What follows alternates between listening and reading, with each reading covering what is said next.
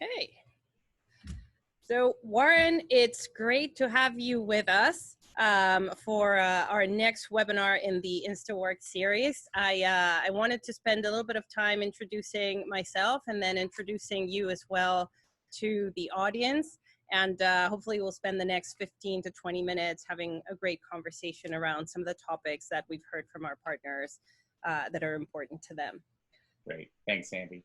So for those who don't know me, I'm Andreina Morales. I'm the Regional General Manager for Instawork in the East Coast. And I have the privilege today of speaking with Warren Dietel, owner of Puff and Stuff and one of the premier caterers in Orlando and the surrounding area. So Warren, and Tampa too, yes. So Warren, welcome.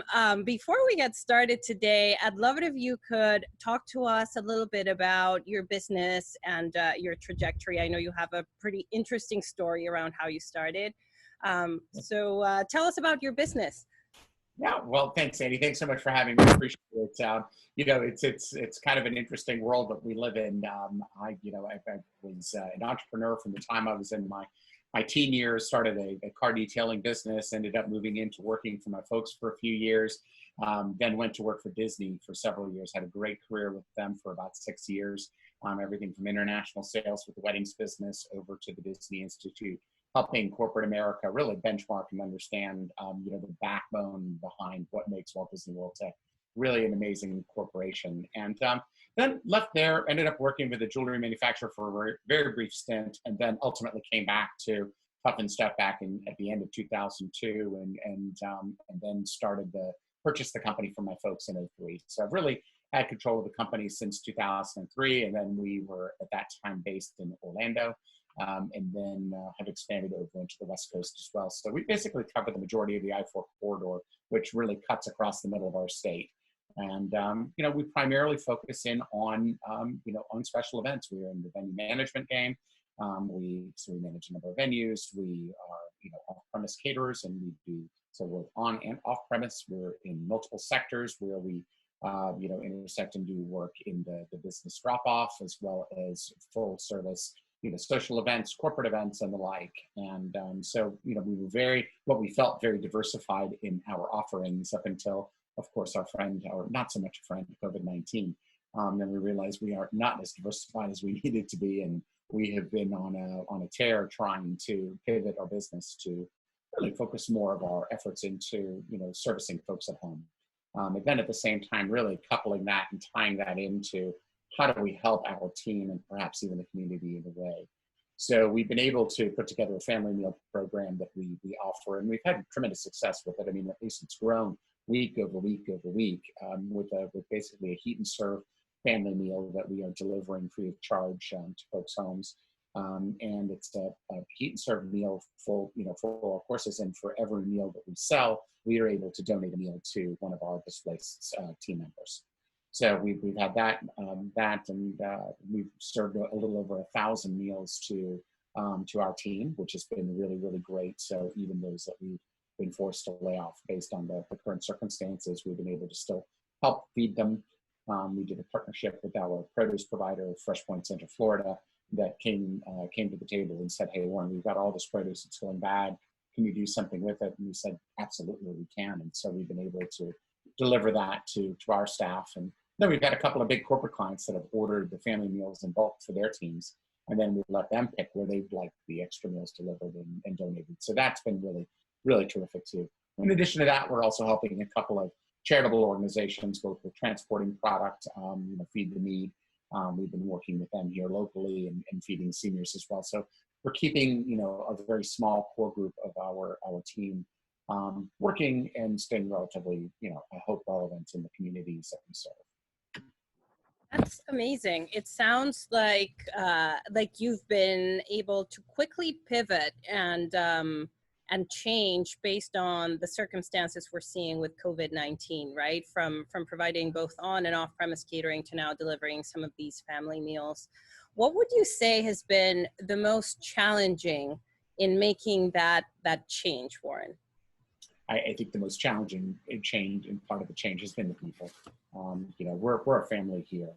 You know, we have 22, 23-year employees that have been with the company going back to my parents, and I've had to lay them off. And so that for me has been the most challenging part is really separating from people that believe in the vision of what we're doing. They're part of our family, and I'm having to put them, at this point, onto some sort of either a furlough or, a temporary layoff type situation in order to make certain that the company, what's most important, what we share with them is, number one, there are great unemployment benefits that are currently available, at least through July of this year. The state of Florida and the majority of the nation has enacted this extra $600 per week for unemployment. So this is a good time to be on unemployment if there ever was such thing. And then our hope is that we're able to bring the business back, that the country begins going back to work, hopefully by June, and by the time we get to July where that ends, we now have at least a little bit of momentum and we can see what the business is doing and perhaps then start to try to phase folks, our team back in slowly. Interesting. And I'm assuming, and this is without knowing the ins and outs of your business, some things had to change internally from a process perspective, right? In terms of how you plan and how you execute. Can you talk to us a little bit about those challenges and how you thought about making those changes and walked your team through the entire process? Well, they're extreme. I mean, I think that, whereas in the past, the most creative company with the best value proposition that was brought to the table, I think, won the business. I think as we go forward and we look to the future, I think those things are going to be important, but less important than the safety factors. I went to a takeout restaurant earlier today, and I just couldn't understand when I was there looking at the employees about the lack of care that they were using. They were, safe glove use. They were using the same gloves on the cash register to cash me out as they were to handle my food. And, no longer are those things going to be able. So the answer to the question really is that we are hyper-focused and completely, I would use the word vigilant now on the sanitation and the safety efforts that we're putting in place. Our team that's operating in the commissaries are, they're wearing face masks, they're wearing, chef coats or our PPE, and gloves, but we're training them in proper glove use, safe glove use. Basically before you put the gloves on, you've got to wash your hands. You can't just change the gloves. They're contaminated. Teaching them how to take off and remove a contaminated glove, those types of things.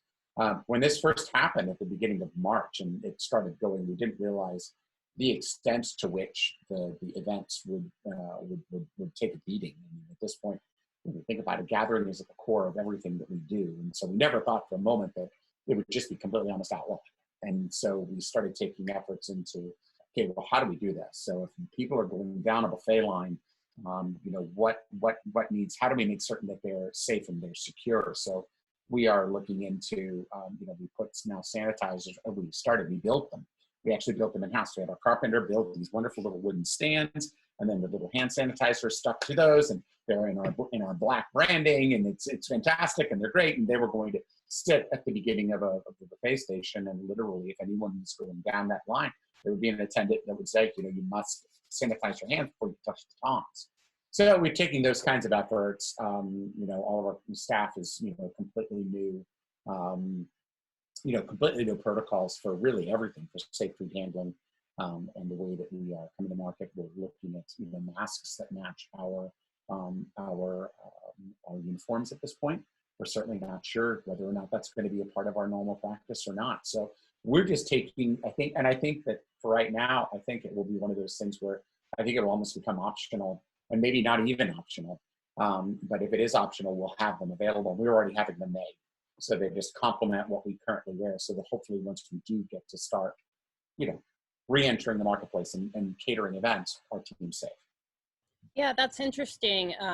It seems like there's going to be a lot of retraining across industries. I would say for us in staffing, we're doing the same, right? When we find the professionals and onboard them through the platform, when we provide staff for events or other types of work, we're now having to go through basic training on sanitation, how to use a mask, making sure that they come prepared and that they know how to handle whether it's food, like in your case, or whether they're entering other types of venues. We have workers working at hospitals, for example, and so there are very strict measures, that preventative measures that we need to take in order to be there.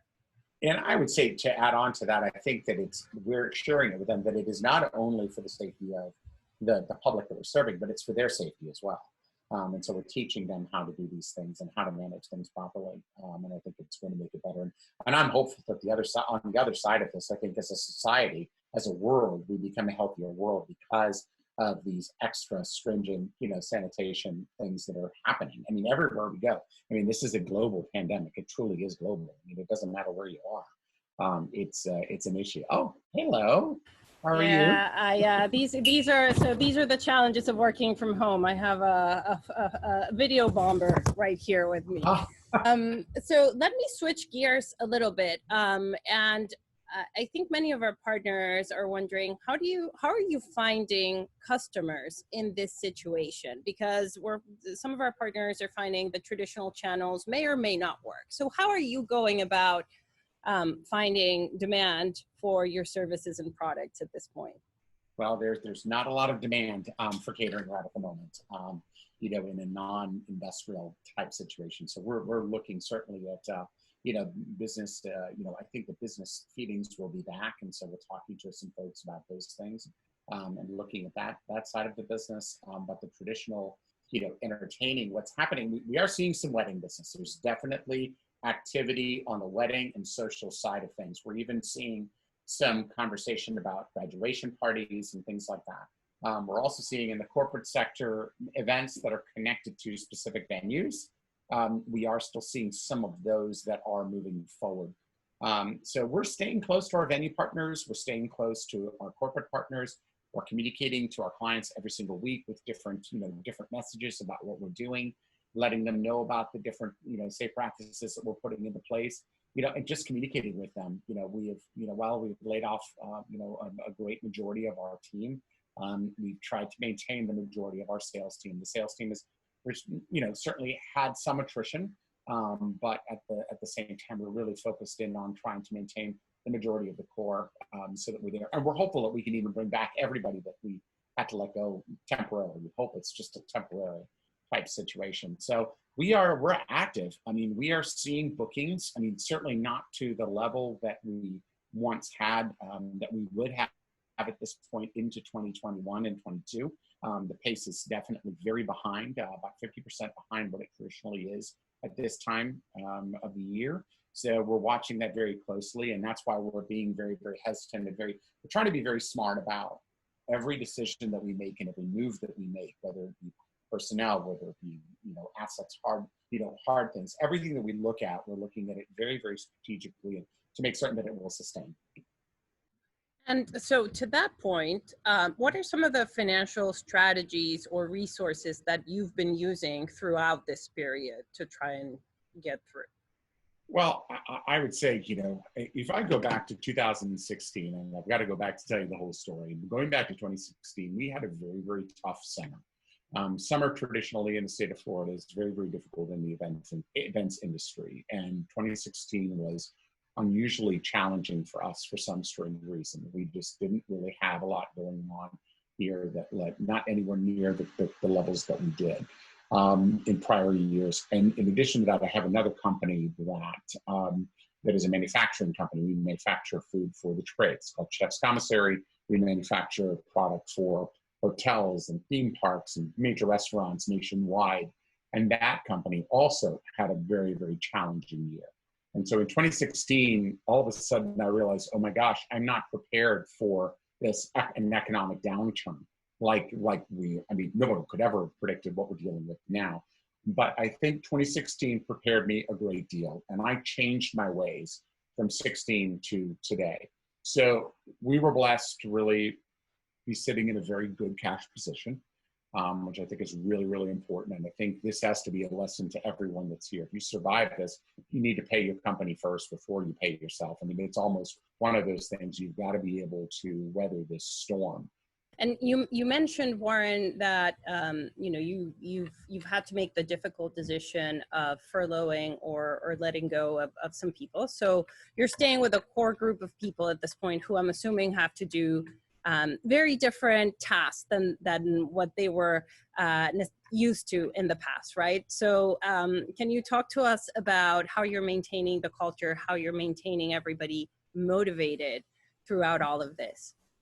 Well, I think that it's a core of 27, and that core of 27 is, everyone from our executive committee to a few key people that are just so committed to the business. And so they've realized, I mean, this morning, our controller was in at 4 a.m., working in the walk-in cooler, assembling, lunches for the senior population that we're currently feeding. And so everybody's putting together their extra time. So culturally, what's cool about that is it shows that everybody's willing to do, and everybody's willing to chip in, and everybody's willing to help in a way. And that's been very, very positively received, I think, by everyone. In addition to that, our executive committee meets daily at 4 o'clock every day. We get on the Zoom call and talk about things. And, some days it's, we're working on something exciting and new, and we're making it fun. We're trying to make them fun. And then there are other days where, honestly, I mean, I think that we're all scared.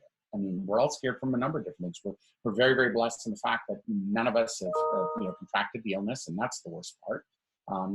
Certainly that's the worst, is getting sick or God forbid someone passes away. So we've been very fortunate not to have that. But, aside from that, we're seeing our friends go. We're having a furlough. We're having to lay off. We're having to do all of these things. And those are just awful things to be a part of. But at the same time, it's really important. In addition to that, our human resources team has done an incredible job of communicating to our staff. So we have an active, Facebook group with our team. So they're being shared. If we see a resource, or if we see a grant, or if we see something, Alex is pushing it out to the team. So it's on Facebook, it's on being emailed to them. We're having fun with them. We're keeping them active, and we're keeping them active within the company. And then, aside from that, we're just trying to just communicate. We communicate. We're still putting out our newsletter. We're still putting out messages of hope, but they're real messages of hope of what this looks like. I don't want to paint a picture of, hey, don't worry, guys, we'll be back next month, because we're probably not. But we're going to talk about what that looks like. And then through our meal program that we sell our family meals, with every family meal we send to someone, we are providing a free meal to one of our family members. And then we're taking product, in addition to the family meal for 4 that we give to them. We give them a bag of produce. We give them extra product that's, close to expiring, that's in the cooler or the freezer. We're giving them things. We're filling up people's cars with goods and sending them messages of positivity and helping them. If we hear of jobs that are open, as soon as we knew, Amazon was hiring, here's the link, here's the stuff. We're giving everybody the stuff there. So we're just trying. We're trying. We love these people, and we're sad to see them go. Yeah, I think hopefully all of that comes back in a positive way as well. I hope so. And even if it doesn't, Andy, honest to God, I know that it's the right thing that we're doing. And I sleep well at night knowing that that's the case. Yeah. I think related to that, I'd love to know how you're preparing for a post-COVID world, right? I think right now it's all hands on deck, trying to make sure we survive and we move forward. But I think one of the key questions we keep asking ourselves at Instawork also is, well, how do we come back stronger, right? How do we gain strength from this, and how do we prepare for what will come next? So what steps are you taking to prepare for a post-COVID world? Well, I would tell you that, the last couple of weeks really have been, watching the news very closely to kind of understand what's going on, looking at the financial impact, the human impact. Everything has been triage. I think it's, it's kind of the same way. I think at this point, the flattening of the curve is happening in the healthcare side. I think there's a flattening of the curve for us as well. I think that a lot of that work now, I think, is kind of back and hopefully behind us. And now we're forced to look at the future. What are we looking at in the future? The good news is we are working on a number of cool projects. A couple of them, I can't even tell you that because we're under NDA. But some very, very exciting things that we're considering, both in the traditional sense and in the non-traditional sense of what we do. All of it surrounding food. and providing safe food to communities, but in a couple of different formats. So we're certainly looking. Our eyes are open. We're talking to all of the people that we trust. We're talking to other leaders in our community. I'm talking to other caterers around the country. I'm talking to other business leaders in my community. I'm talking to other business leaders all over the country. We're just trying to surround ourselves with things to figure out, okay, what are the things? So now we've got this big stew of stuff, right? All of this opportunity that now is in front of us. And there are days where I look at that stew of opportunity and I go, wow, this is really good. There's a lot of really good stuff in here. I think this is good. Let me get a big ladle of that, and then there are other times where I look at it and I'm like, God, I'm only getting broth. I want some of the goodness out of this thing. So I love the cooking analogy. Yeah, of course. I don't know. It was totally unintended, but I guess it does work. But yeah, no, it is. It's an interesting thing as I kind of look at it. I'm like, I don't know. I feel like there is good stuff to come out of this. It's just going to be different. And I think that the events as we know them, the gathering as we knew it is going to change. There's no way we get around it, folks. There's none. There's no way. It is going to be different. And, we just have to figure out how to adapt. What does safety look like on the other side? What is safety from our perspective, or what's the safety from the perspective of customer? How is it going to be looked upon? Just like I shared with you earlier, as I walked into the fast food, the quick service QSR restaurant earlier today, I was appalled by their food handling. I think it's, that's my perception. I'm in the industry, but maybe for somebody else, maybe the fact that they were just wearing gloves was good enough. I don't know. Perception is going to be our new reality. That's for darn sure. Are there specific sectors or areas where you're seeing opportunity pop up? Yes. But you don't want to share. I would say they're all, let's put it this way, everything that's right now is done single serve individual servings. You're not looking at that in your business. Then if you're in the food business and you're not looking at individual servings, you're going to miss the boat. Yeah, and I think there are some clear indications also of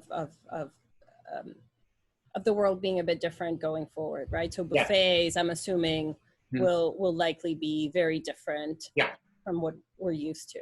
Yes, like for right now, because I still feel like it's going to be a while before we really kind of see the event itself type events take off. Sorry. The landscape guys are blowing by, coming by the window waving at me. But there he goes. I'm glad I'm not the only one with interruptions. Yeah, it's all good. No, it's all good. Oh my gosh, now I lost my train of thought. What were we talking about? We were talking about buffets and how things are going to change. Oh, yes, I know what I was going to say. Yeah, I'm sorry. So, we're kind of looking at it right now. I'll give you one of our secrets that we're developing is, the driveway party. It's, the socially distanced driveway party. It's happening. You're popping up everywhere. No matter where you go, you can just go show up somewhere and you're going to see neighbors kind of gathering and doing things. So we're kind of looking at, what kind of interesting, fun party boxes can we do to get to folks. I don't know if it's going to sell. It's certainly not going to replace a gala for 500. I can tell you that. So, it just, if anything, it keeps us relevant, right? It keeps us out there. It gets people, oh, wow, that was cute. And then maybe when it comes back and then our Rinster comes up, maybe they will think of all of us. That's what we're kind of hoping for. Right. I don't think any of these, individual serving ideas are going to replace what we once had. We've got very large, kitchen commissary facilities that we've got to fill up. And so we're trying to get very creative on the things that we can put in. Well, Warren, it's been a pleasure speaking with you today. Hoping our partners will also be happy in hearing the conversation, and we'll be posting this on our webpage and on our blog to make sure we get the conversation started. So I do want to thank you for your time and for your insights today. Oh, you're very welcome, Amy. Thank you so much. Great to be with you all, and be well, everybody. Be safe, be happy. Take care. Cheers.